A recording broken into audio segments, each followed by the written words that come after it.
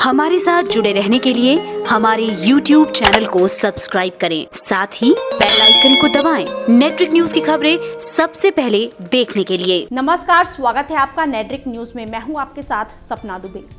भारत की आजादी के लिए 15 अगस्त को स्वतंत्रता दिवस और 26 जनवरी को गणतंत्र दिवस के रूप में मनाते हैं।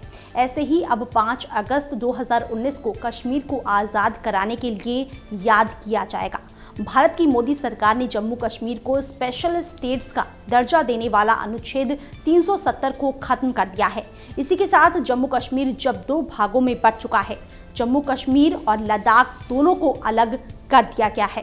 केंद्र सरकार ने जम्मू कश्मीर को केंद्र शासित प्रदेश का दर्जा दिया है, जिसकी अपनी विधानसभा भी होगी। इसका मतलब साफ है कि जम्मू कश्मीर भी अब दिल्ली की तरह काम करेगा, जहां राज्य सरकार तो होगी ही, लेकिन राज्य केंद्र शासित प्रदेश होगा। कश्मीर से पूर्ण राज्य का दर्जा छीन लिया गया है, तो वहीं मोदी सरकार के इस फैसले ने अचानक से सभी को हिलाकर रख दिया है। कश्मीर से धारा 370 हटने के बाद देश में खुशी की लहर दौड़ पड़ी है। विपक्षी खेमा इस फैसले के बाद 2 भागों में बंट चुका है। भारत सरकार के इस फैसले को कई लोगों ने खुले दिल से अपनाया है, तो कुछ विपक्षी नेता इसे सत्ता के नशे में चूर होकर लिया फैसला करार दे रहे हैं। भारत सरकार के इस फैसले पर देश विदेश से लोगों की प्रतिक्रिया आ रही है। अमेरिका ने भारत के इस फैसले के बाद LOC पर शांति बनाने की अपील तक कर दी है। लेकिन मोदी सरकार के इस फैसले के बाद अब सवाल ये खड़ा हो गया है कि पाकिस्तान अधिकृत कश्मीर, जिसे POK कहा जाता है, उसका क्या होगा। अब तो कई नेता भी इस सवाल को उठाने लगे हैं कि कश्मीर को केंद्र शासित प्रदेश बनाने के बाद POK का क्या होगा। कुछ नेताओं का कहना है कि मोदी सरकार का अगला एजेंडा पाकिस्तान की कब्जे वाले कश्मीर को वापस हासिल करना होना चाहिए। हालांकि वो बात अलग है कि भारत हमेशा से ही पाकिस्तान के कब्जे वाले कश्मीर को भी अपना हिस्सा मानता आया है। ऐसे में सवाल उठना तो लाजमी है कि कश्मीर से धारा 370 खत्म करने के बाद POK को लेकर सरकार क्या नया रुख अपनाती है। सरकार के कश्मीर को 2 भागों में बांटने के बाद सवाल ये भी है कि क्या सरकार अब पाकिस्तान के कब्जे वाले कश्मीर पर अपना दावा छोड़ देगी, जिसके लिए दोनों मुल्क पिछले काफी सालों से एक दूसरे से जंग कर रहे हैं। पाकिस्तान के कब्जे वाले कश्मीर का क्या होगा, ये सवाल अब हर तरफ उठने लगा है। इसे लेकर समाजवादी पार्टी के अध्यक्ष अखिलेश यादव ने भी केंद्र सरकार को घेरते हुए पूछा कि जम्मू कश्मीर से उसका स्पेशल स्टेट्स का दर्जा तो छीन लिया गया है, अब केंद्र सरकार बताए कि उसके आगे POK को लेकर क्या स्टैंड है। सिर्फ अखिलेश ही नहीं, बल्कि राज्यसभा सांसद सुब्रमण्यम स्वामी ने भी केंद्र सरकार के फैसले का समर्थन करते हुए कहा कि आगे सरकार की रणनीति POK को वापस हासिल करना होनी चाहिए। इतना ही नहीं, स्वामी ने मोदी सरकार को इस मामले पर एक सुझाव तक दे डाला। स्वामी ने कहा कि इस मामले पर अमेरिका के प्रेसिडेंट डोनाल्ड ट्रंप को मध्यस्थता करने के बजाय पाकिस्तान को ये सुझाव देना चाहिए कि कश्मीर के जिस हिस्से पर पाकिस्तान ने धोखे से कब्जा कर रखा है, उसे भारत को वापस सौंप दे। विपक्ष के इस मामले पर सवाल पूछने पर गृह मंत्री अमित शाह ने संसद को संबोधित करते हुए कहा कि पाकिस्तान के कब्जे वाला कश्मीर भी हमारा हिस्सा है और वो भारत का आंतरिक भूभाग है।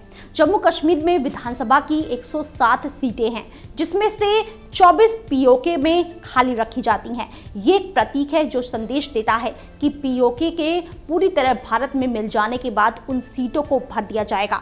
वैसे कश्मीर और लद्दाख को अलग करके भारत ने कश्मीर मुद्दे को एक तरफा कर दिया है। कश्मीर से धारा 370 हटाने के बाद अब बस पाकिस्तान के कब्जे वाले कश्मीर का ही मुद्दा रह गया है, जिसे भारत सरकार जल्द से जल्द सुलझाने की कोशिश करेगी। भारत सरकार के धारा 370 के हटाने के बाद से ही पाकिस्तान बौखलाया हुआ है और ऐसे में पाकिस्तान जल्दबाजी में अटपटे फैसले ले सकता है। पाकिस्तान सरकार के साथ साथ वहां सभी विपक्षी पार्टियों में भी हलचल तेज हो गई है। पाकिस्तान का कहना है कि भारत पाकिस्तान को फिलिस्तीन बनाने की कोशिश कर रहा है। भारत सरकार की धारा 370 हटाने के बाद पाकिस्तान ने भारत को युद्ध की धमकी दे दी है। बता दें कि पाक के आलाकमान इमरान सरकार के मंत्री फवाद चौधरी ने संसद में कहा कि बेकार के मुद्दों पर उलझने के बजाय हमें भारत का जवाब खून, आंसू और पसीने से देना होगा। हमें जंग के लिए तैयार रहना चाहिए। गौर करने वाली बात तो यह है कि भारत के इस फैसले के बाद पाकिस्तान क्या कदम उठाता है। पाकिस्तान किसी भी हालत में पीओके को भारत को सौंपने वाला नहीं है। तो ऐसे में पाकिस्तान भारत के खिलाफ क्या रुख रखता है? वैसे भारत के फैसले से पाकिस्तान में जिस तरह से हड़कंप मच गया है, उसे देखकर लग रहा है कि पाकिस्तान अब आतंकवाद के दम पर कश्मीर में दंगे भड़काने की कोशिश कर सकता है। पाकिस्तान इस मुद्दे को यूनाइटेड नेशन में उठाने की बात पहले ही कह चुका है। आपको बता दें कि भारत की आज़ादी और भारत और पाकिस्तान के अलग होने के दौरान साल 1947 में पाकिस्तान ने कश्मीर के एक हिस्से पर अपना कब्जा जमा लिया था, जिसकी सीमा पाकिस्तान के पंजाब प्रांत, नॉर्थ ईस्ट में अफगानिस्तान, चीन के शिनजियांग और ईस्ट में भारत के हिस्से वाले कश्मीर से लगती है। कहने के तो पीओके के राष्ट्रपति और प्रधानमंत्री भी होते हैं, लेकिन असल में यहाँ पूरी तरह से पाकिस्तान सेना ने अपना कब्जा कर रखा है। ऐसे में भारत की पीओके को वापस हासिल करने की राह काफी कांटों भरी होने वाली है। अब देखना यह होगा कि मोदी सरकार ने जैसे एक ही झटके में कश्मीर से धारा 370 को हटा दिया, क्या उसी तरह मोदी सरकार पाकिस्तान अधिकृत कश्मीर को भी वापस हासिल कर पाएगी? फिलहाल इतना ही। बाकी ऐसी और वीडियोस के लिए आप चैनल को सब्सक्राइब करना ना भूलें।